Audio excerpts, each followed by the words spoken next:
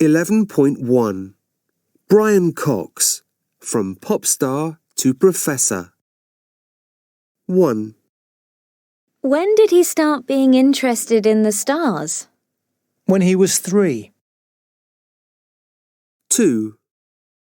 How long has he been interested in the stars? Since he was 3. 3. When did he start doing research at CERN? When he was 29. 4. How long has he been doing research at CERN? For over 20 years. 5. When did he make his first TV program? In 2005. 6. How long has he been making TV programs?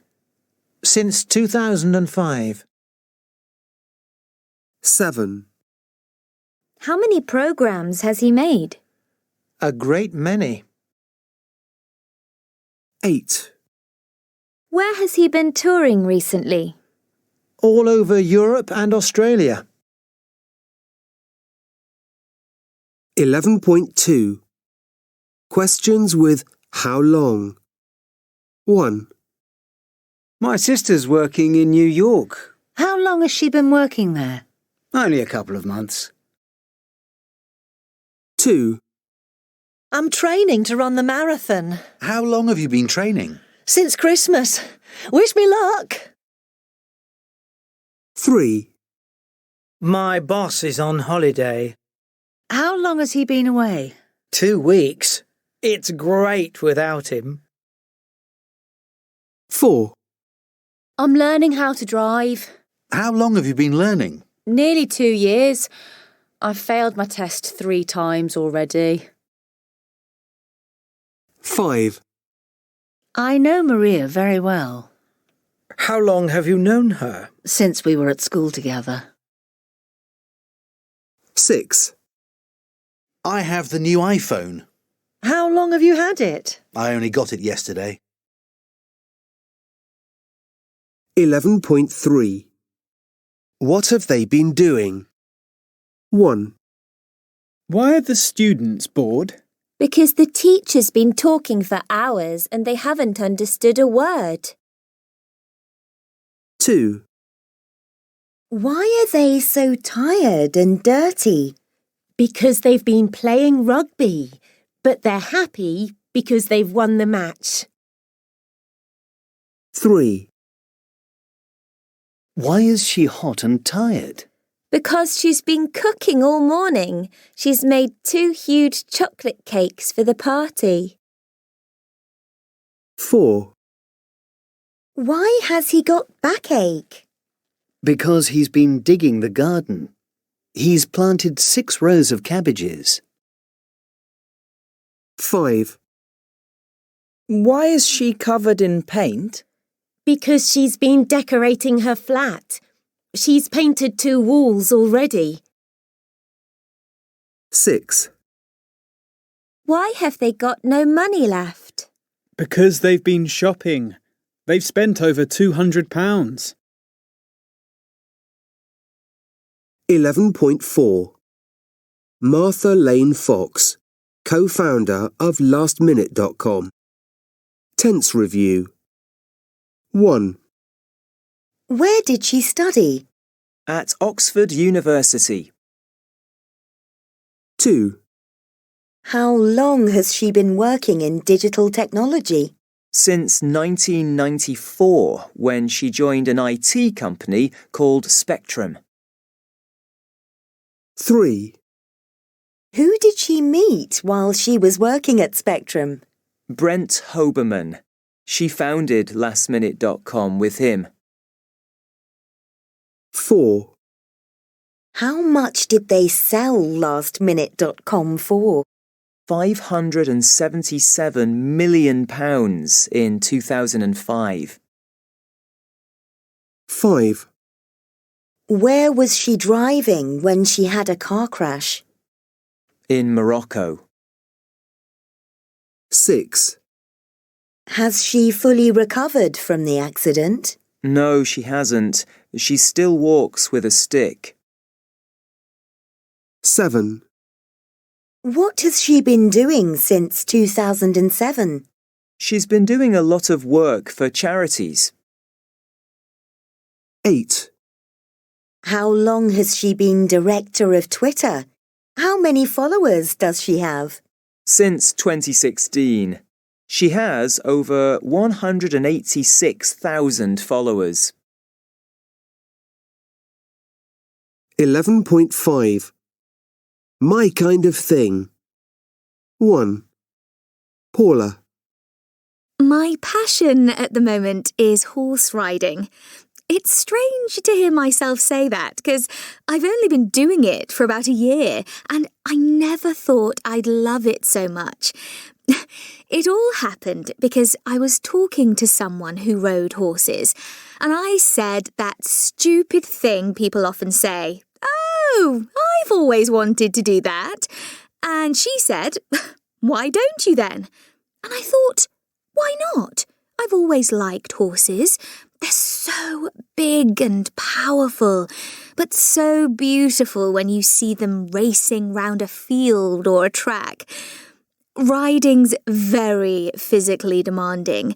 Your body has to move with the horse, and of course, I've fallen off a few times. But amazingly, the more you fall, the less it hurts. I've been learning how to give really clear instructions. You have to understand your horse. They have moods. You never know what a ride is going to be like. A horse you had a fantastic ride on one week can be slow and miserable the next week. I like that about horses. They have personalities. 2. Andrew. I'm passionate about poetry. I studied English literature at university, but it wasn't until after I graduated that I really saw the point of poetry and started writing it myself. I've been trying to write for about 10 years now. I'm not sure it's any good, but I keep trying. I've met some other hopeful poets like me, and I've heard them reading it aloud. It was amazing. I felt the power of the words. The thing I like so much about it is that you can say so much with just a few words. A little means a lot. Each word, each noun, verb, adjective, preposition has to work hard. There's a poem by Simon Armitage called To His Lost Lover. It's a poem of regret, about not saying the things you wish you had said to a past lover. This poem really speaks to me. Poetry's all about saying what often goes unsaid, and with passion. It can be such a help in your life. If you feel tired or depressed, you can always find a poem that will help. 3. James. The thing I'm passionate about, and this may surprise many people, is British weather. I've been interested in it ever since I was a child. I loved all our rainy holidays by the English seaside. I know everyone complains about the weather, but I love it. It means there's always something to talk about, and it's a great way of starting a conversation at a bus stop. Also, it's the rain that gives us our green fields. I think if you live somewhere like California, and there are 365 days of sunshine, it's boring. But here, perhaps it's been raining all morning and then suddenly the sun comes out and you really appreciate that sunshine. It's magic. Raindrops are like diamonds in the sun. And it's not true that it rains all the time in Britain. It doesn't. It just rains quite a lot. You know that joke? If you don't like English weather, wait 10 minutes. That's why it's always interesting.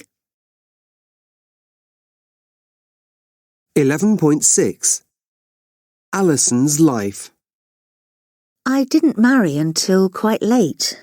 I met my husband Ben when I was 30, and we didn't marry until I was 33. That was in 2012. We got married in a church near where my mum lives. Ben and I had a great honeymoon. We toured America. We were away for 3 weeks. And soon after that, I found I was pregnant. That was Ellen, our first baby. She was born the year after we got married, and 2 years after that, in 2015, we had the twins, Tessa and Tom. They've been keeping us busy ever since.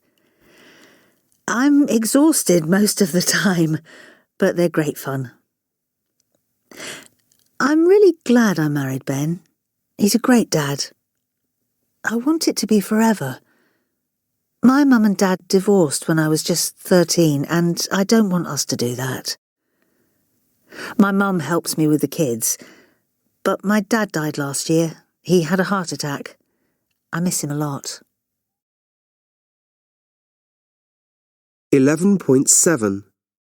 Finding the right words. 1.